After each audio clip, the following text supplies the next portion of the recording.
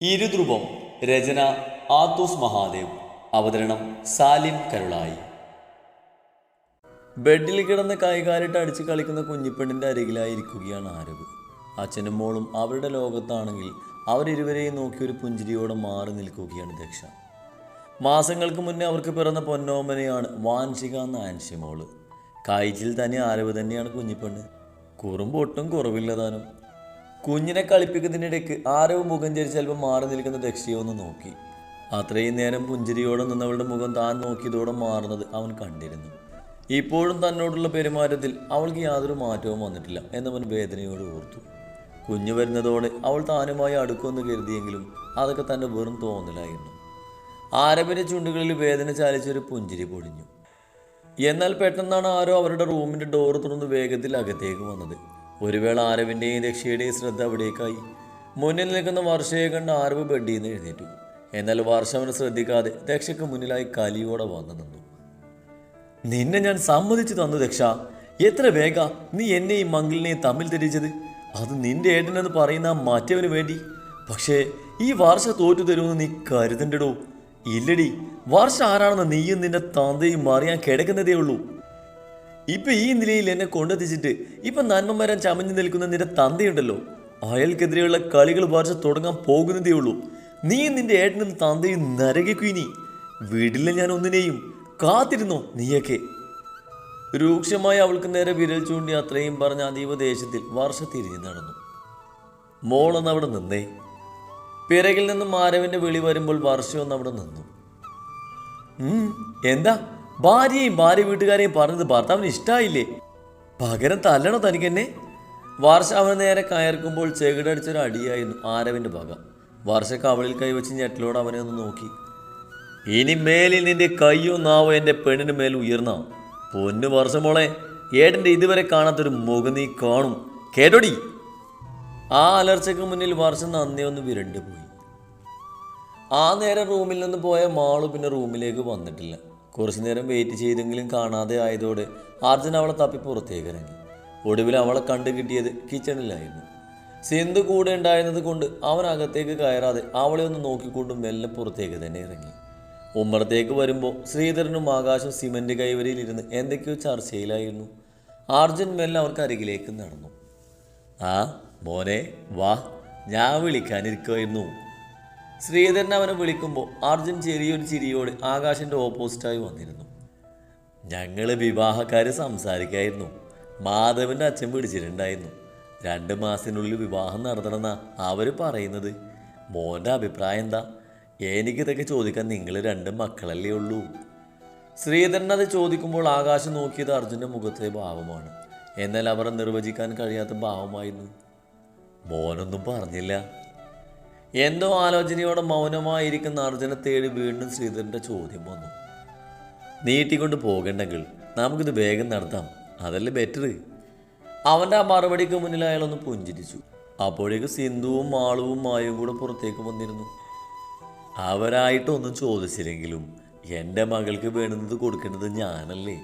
മൂത്തവൾക്ക് ഒന്നും കൊടുക്കാൻ കഴിഞ്ഞില്ല. അതുകൊണ്ട് അത്യാവശ്യം വേണ്ടതൊക്കെ ഉടനെ വാങ്ങണം 2 ആൾക്കും വേണ്ടി. അച്ഛനിപ്പോൾ മായുവിൻ്റെ കാര്യം നോക്ക്. എനിക്കിപ്പോൾ അതിൻ്റെ ആവശ്യമൊന്നുമില്ല. ആദ്യം അവളുടെ വിവാഹം നടക്കട്ടെ. മാളുവിൻ്റെ ആ മറുപടിക്ക് മുന്നിൽ ശ്രീധരൻ വാത്സല്യത്തോടൊന്ന് പുഞ്ചിരിച്ചു. Uncle, if you don't mind, മായുവിന് ആവശ്യമുള്ള ഓർണമെൻറ്റ്സൊക്കെ ഞാൻ വാങ്ങിക്കൊടുത്തോളാം. അവൾ എൻ്റെ സിസ്റ്ററല്ലേ, സോ അതൊക്കെ എൻ്റെയും കൂടി റൈറ്റ്സാണ്. പെട്ടെന്നാണ് അർജുൻ അത് പറഞ്ഞത്. അത് കേൾക്കെ സിന്ധുവും ശ്രീധരനും ആകാശവും അത്ഭുതത്തോടെ അവനെ നോക്കുമ്പോൾ മായുവിൻ്റെ കണ്ണുകളൊന്ന് നിറഞ്ഞു. എന്നാൽ മാളു മാത്രം അവനൊന്ന് കൂർപ്പിച്ച് നോക്കി. അതിൻ്റെ ആവശ്യമൊന്നുമില്ല. ഞങ്ങളുടെ കുടുംബക്കാരെ നോക്കാൻ ഞങ്ങൾക്കറിയാം. പുറത്തു നിന്നൊരാളുടെ ആവശ്യം തൽക്കാലം ഇവിടെ ഇല്ല. അഹങ്കാരം നിറഞ്ഞ വാക്കുകളായിരുന്നു അവളുടേത്. ഒരു നിമിഷം അർജുൻ വല്ലാണ്ട് ആയിപ്പോയി. മാളു, ആരോട് എന്താ പറയുന്നതെന്ന ബോധമല്ലേ നിനക്ക്? സിന്ധു ദേഷ്യം കലർത്തി അത് പറയുന്നതിനൊപ്പം ശക്തമായി അവളുടെ കയ്യിലൊന്ന് കൊടുക്കുകയും ചെയ്തു. അമ്മ എന്നോട് ദേഷ്യം കാണിച്ചിട്ട് ഒരു കാര്യമില്ല. എനിക്ക് പറയാനുള്ളത് ഞാൻ ആരുടെ മുഖത്ത് നോക്കിയും പറയും. മിണ്ടാതിരുന്നതാ ഞാൻ ചെയ്ത തെറ്റ്. ഇനി എന്തായാലും അതുമായി മുന്നോട്ട് പോകാൻ എനിക്ക് താല്പര്യമില്ല. പിന്നെ എപ്പോൾ വേണേ ഈ അറ്റ് പോകാവുന്നൊരു ബന്ധം എനിക്കിത്. അതുകൊണ്ട് കൂടുതൽ സെൻറ്റിമെൻറ്റ്സ് ഒന്നും ഇയാളോട് ആരും കാണിക്കണ്ട.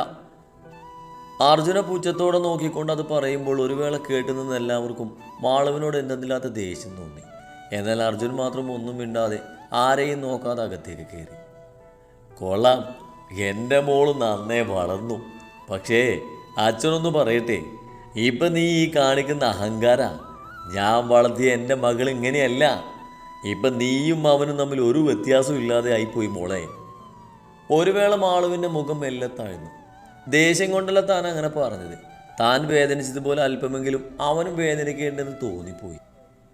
എന്നാൽ അപ്പോഴാണ് അർജുൻ വീണ്ടും പുറത്തേക്ക് വന്നത്. അല്ല, മോനിത് എങ്ങോട്ടായി രാത്രി? ഡ്രസ്സ് മാറി വന്ന് അവനോട് ശ്രീധരൻ സംശയത്തോട് ചോദിക്കുമ്പോൾ മാളുവിൻ്റെ ഒഴികെ ബാക്കി എല്ലാ കണ്ണുകളും അവൻ്റെ നേർക്കായി. അങ്കിൾ, ഞാൻ വീട്ടിലേക്ക് പോവുക. അർജുനിൽ നിന്നും വന്ന ആ മറുപടിയിൽ മാളൊരു ഞെട്ടിലോട് അവനെ നോക്കി. അർജുൻ, എന്താ ഇത്? മാൾ അറിവില്ലാതെ എന്തൊക്കെയോ പറഞ്ഞതാണ്. അതിന് താനിങ്ങനെ പെരുമാറാതെ. അത്രയും നേരം എല്ലാം കണ്ടും കേട്ടു നിന്ന് ആകാശമായിരുന്നത് പറഞ്ഞത്. ഏയ്, ഞാൻ മാളവികയോടുള്ള ദേഷ്യം കൊണ്ടൊന്നും ഇറങ്ങിപ്പോകുന്നതല്ലടോ. ഇവിടെ ന്യായം ഇവളുടെ ഭാഗത്താണ്. സോ ഇതൊക്കെ കേൾക്കാൻ ഞാൻ ബാധ്യസ്ഥനുമാണ്. പിന്നെ ഞാനിപ്പോൾ പോകുന്നത് എനിക്ക് പോകേണ്ട ഒരു ആവശ്യം ഉണ്ടായിരുന്നു. ആരും വേറൊന്നും കരുതണ്ട. അത്രയും പറഞ്ഞ് ആരെയും നോക്കാതെ അവൻ പുറത്തേക്ക് ഇറങ്ങിപ്പോകുമ്പോൾ എന്താ ചെയ്യേണ്ടതെന്ന് അറിയാതെ നിന്നുപോയി എല്ലാവരും. പക്ഷെ മാളുവിൻ്റെ കണ്ണുകൾ അപ്പോഴും അവനിൽ തന്നെ തറഞ്ഞു നിന്നു. ഉള്ളിൽ വല്ലാത്തൊരു ഞെട്ടലും. അർജുൻ കാറിൽ കയറി പോയതും സിന്ധു അതീവ ദേഷ്യത്തിൽ മാളുവിനെ അവർക്ക് നേരെ വലിച്ചു തിരിച്ചു. സമാധാനായോ നിനക്ക്? കൂടുതലൊന്നും ഞാൻ പറയുന്നില്ല. ഇനി ഞങ്ങളെ കൂടെ വേണ്ടെന്ന് വെച്ചാലോ നീ? വാക്കുകളിൽ അത്രയും ദേഷ്യം നിറച്ചവർ പറയുമ്പോൾ മാളു നിറഞ്ഞു വരുന്ന കണ്ണുകളോട് അവരെ ഒന്ന് നോക്കി. ആ കണ്ണുനീരൊരിക്കലും സിന്ധുവിൻ്റെ വാക്കുകൾ കൊണ്ടായിരുന്നില്ല, മറിച്ച് അർജുൻ്റെ അപ്രത്യക്ഷമായ പ്രവൃത്തിയിലായിരുന്നു. ഒരിക്കലും പ്രതീക്ഷിച്ചിരുന്നില്ല അവനിൽ നിന്നും അവൾ ഇങ്ങനെയൊന്നും. വീണ്ടും പാസ്റ്റ്. വീട്ടിലേക്കുള്ള യാത്രയിലാണ് അർജുൻ. ശിവദാസ് വരുന്നതിന് മുമ്പേ ചന്ദനയും ധനുവും ഒരുവിധം എങ്ങനെയൊക്കെയാണ് അർജുനെ പറഞ്ഞ് മനസ്സിലാക്കി അവിടുന്ന് പുറത്തിറക്കിയത്. വളരെ പ്രയാസപ്പെട്ട് അയാളുടെ ആളുകളുടെ കണ്ണു വെടിച്ചാണ് അർജുൻ അവിടുന്ന് രക്ഷപ്പെടുന്നത്. ശേഷം ഒരു ടാക്സിയിൽ വീട്ടിലേക്ക് പുറപ്പെട്ടു. സ്കാർഫ് കൊണ്ട് മുഖം മറിച്ചിട്ടുള്ളത് കൊണ്ട് കാണുന്നവർക്ക് അവൻ ആരാണെന്ന് വ്യക്തമാകുന്നുമില്ല. ഫോണില്ലാത്തത് കൊണ്ട് ആരെയും വിളിക്കാനും അർജുനപ്പോൾ നിർവാഹമില്ലായിരുന്നു. എന്നാൽ അതൊന്നും അവനൊരു പ്രശ്നമേ ആയിരുന്നില്ല. എങ്ങനെയും വീട്ടിലെത്തുക എന്നൊരു ലക്ഷ്യം മാത്രം. നിവർത്തി പിടിച്ച പത്രത്തിലെ മിഴികൾ പായിച്ച് ഹാളിലെ സോഫയിലിരിക്കുകയാണ് അയാൾ. എപ്പോഴത്തെയും പോലെ ഗൗരവം നിറഞ്ഞ മുഖഭാവം. കോഫി. കിച്ചണിൽ നിന്നും അയാൾക്കുള്ള കോഫിയും കൊണ്ടുവന്ന് രാഗി ഒരു കപ്പ് അയാൾക്ക് നേരെ നീട്ടി. മുഖമുയർത്തി അവരെ നിന്ന് നോക്കിക്കൊണ്ട് അയാൾ ആ പത്രം മടക്കി വെച്ച് എഴുന്നേറ്റു. നിന്റെ മകൻ നിന്നെ വിളിക്കുകയോ മറ്റോ ചെയ്തോ? തീർത്തും ഗൗരവത്തോടെയുള്ള ആ ചോദ്യത്തിന് അവരിൽ നിന്നും വന്ന മറുപടി മൗനമായിരുന്നു. അത് കണ്ടാവണം റാം വീണ്ടും അവരിലേക്ക് മിഴികൾ മാറ്റിയത്. എന്നാൽ മറ്റെങ്ങോ വിടർന്ന കണ്ണുകളോടെ ശ്രദ്ധിക്കുന്ന അവരെ കണ്ട് അയാളും ആ കണ്ണുകളെ പിന്തുടർന്നു പോയി. അതീവ ദേഷ്യത്തിൽ ഡോർ സൈഡും കഴിഞ്ഞ് അകത്തേക്ക് വരുന്ന അർജുനെ കണ്ട് അയാളൊരു ഞെട്ടിലുളവായി. ആ ഞെട്ടിൽ തന്നിൽ തന്നെ മറച്ചുകൊണ്ട് അയാൾ അവനോട് എന്തോ ചോദിക്കാൻ ഒരുങ്ങുമ്പോൾ അർജുൻ അയാൾക്ക് മുന്നിലായി വന്നു നിന്നു. എൻ്റെ അച്ഛനാരാ? പെട്ടെന്നുള്ള അവൻ്റെ ആ ചോദ്യത്തിൽ റാം സംശയം കൂറുന്ന ദൃഷ്ടിയോട് അവൻ ഉറ്റുനോക്കി. ചോദിച്ചത് കേട്ടില്ലേ? എൻ്റെ അച്ഛൻ ആരാണെന്ന്? വീണ്ടും ആ ചോദ്യം അവൻ ആവർത്തിക്കുമ്പോൾ ആ വീട് പോലും കുലുക്കുന്ന വിധമുള്ള ശബ്ദമായിരുന്നു അവൻ്റേത്. അർജുൻ, നീ എന്തൊക്കെയാ മോനെ ഈ ചോദിക്കുന്നത്? രാഗി വേഗം അവൻ്റെ അടുത്തേക്ക് വന്ന് അവൻ്റെ കയ്യിൽ പിടിച്ചുകൊണ്ട് ചോദിച്ചു. എൻ്റെ ക്വസ്റ്റ്യൻ മമ്മിയോടല്ല, ഇയാളോടാണ്. പറയണം, ആരാ എൻ്റെ അച്ഛൻ? എന്തായാലും നിങ്ങളല്ലെന്ന് എനിക്കിപ്പോൾ ഉറപ്പാണ്. അങ്ങനെ വരുമ്പോൾ എനിക്കൊരു അച്ഛനുണ്ടാകുമല്ലോ. അതോ പാരൻസ് ഇല്ലാത്ത ഓർഫനാണോ ഞാൻ? അർജുൻ, വാക്കുകൾ സൂക്ഷിച്ച് ഉപയോഗിക്കണം. എന്താ നിന്റെ ബോധം മുഴുവൻ നഷ്ടമായോ നിനക്ക്? നിമിഷ നേരം കൊണ്ട് അവന് മേൽ അയാളുടെ ശബ്ദം അവിടെ ഉയർന്നു. എന്നാൽ അത് കേട്ട് അർജുൻ പുച്ഛത്തോടൊന്ന് ചിരിക്കുകയാണ് ചെയ്തത്. എനിക്കല്ല ബോധം നഷ്ടമായത്, നിങ്ങൾക്കാണ്.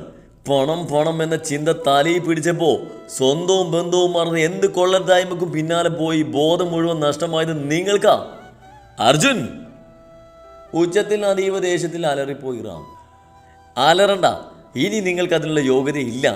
കാരണം ഞാൻ പറഞ്ഞതൊക്കെ പകൽ പോലെ സത്യം.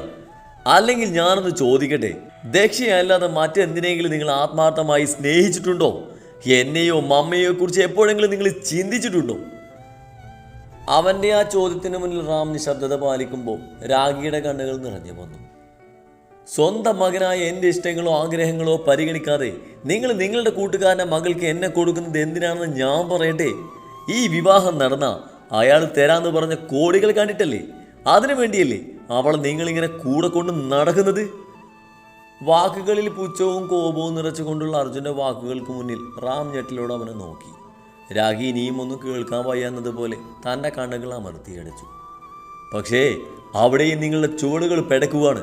കാരണം നിങ്ങൾ പോലും അറിയാതെ അവർ നിങ്ങൾക്ക് ഇപ്പോൾ ചാർത്തി തന്നിരിക്കുന്നത് ഒരു ഫൂളിൻ്റെ വേഷമാ. എന്താണെന്നറിയോ നിങ്ങൾക്ക്? എന്നാ കേട്ടോ, നിങ്ങളെ കൂടെ നിർത്തി എന്നെ അവന്മാരുടെ വരുതിയാക്കി ഈ കോടിക്കണക്കിന് സ്വത്തുകൾ തട്ടിയെടുത്ത് നിങ്ങളെ തന്നെ ഈ ഭൂമിയിൽ നിന്നും ഇല്ലാതാക്കാനാ ആ തന്തയുടെയും മോളുടെയും ശ്രമം.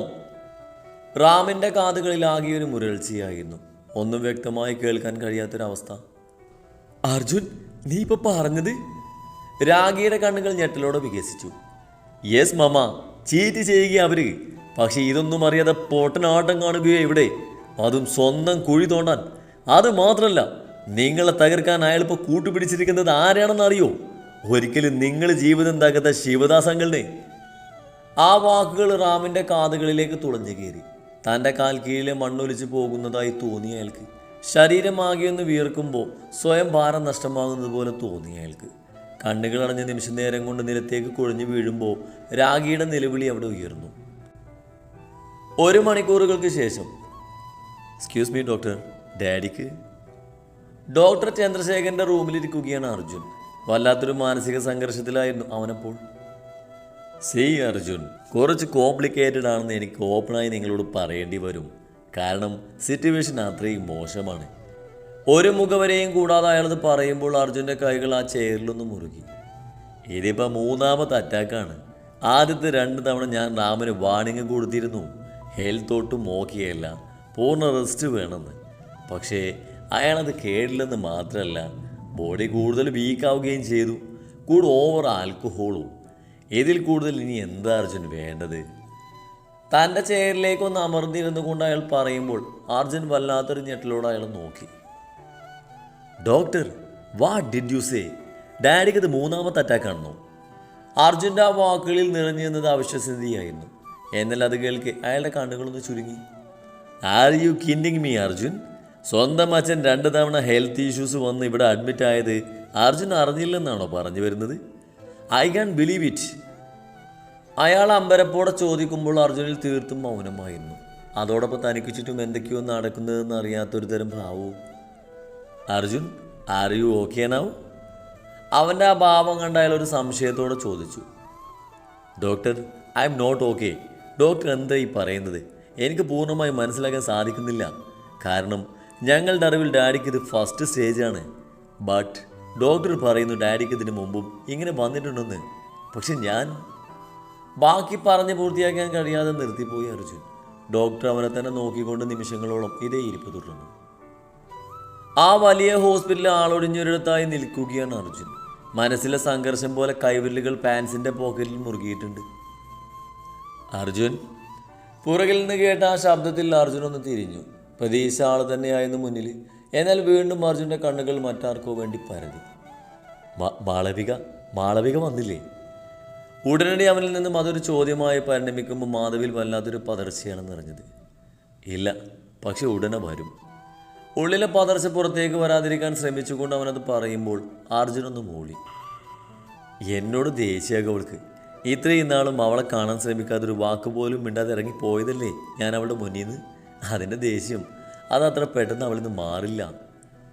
അർജുൻ ദീർഘമായി നിശ്വസിച്ചുകൊണ്ട് പറയുമ്പോൾ മാധവ് മറുപടിയില്ലാത്ത വിധം നിന്നുപോയി. അർജുൻ, അങ്ങളിന് എന്താ പറ്റിയത്? അത് കേൾക്കെ അത്രയും നേരം ഉണ്ടായെന്ന ഭാവത്തിൽ നിന്നും ഉടനടി മറ്റൊരു ഭാവവ്യത്യാസം നിറഞ്ഞു അവനിൽ. എന്നുണ്ടായ സംഭവങ്ങളും ഡോക്ടർ പറഞ്ഞതൊക്കെ അവൻ മാധവനെ പറഞ്ഞു കേൾപ്പിക്കുമ്പോൾ നേരിയ ഞെട്ടിലായിരുന്നു മാധവൻ്റെ മുഖത്തും. അർജുൻ, ഡോക്ടറിന് ആൾ മാറിയതാകും. അങ്ങനെ എന്തെങ്കിലും ഉണ്ടായിട്ടുണ്ടെങ്കിൽ അത് നമ്മൾ അറിയേണ്ടതല്ലടാ. ഇല്ലടാ, നമ്മളറിയാതെ നമുക്ക് ചുറ്റും എന്തൊക്കെയോ നടന്നിട്ടുണ്ട്. അതെന്താണെന്ന് കണ്ടെത്തിയേ പറ്റൂ എനിക്ക്. അത് പറയുമ്പോൾ തീർത്തും ഗൗരവത്തിലായിരുന്നു അർജുൻ്റെ മുഖം. നീ ആൻറ്റിയോട് പറഞ്ഞു ഇത്?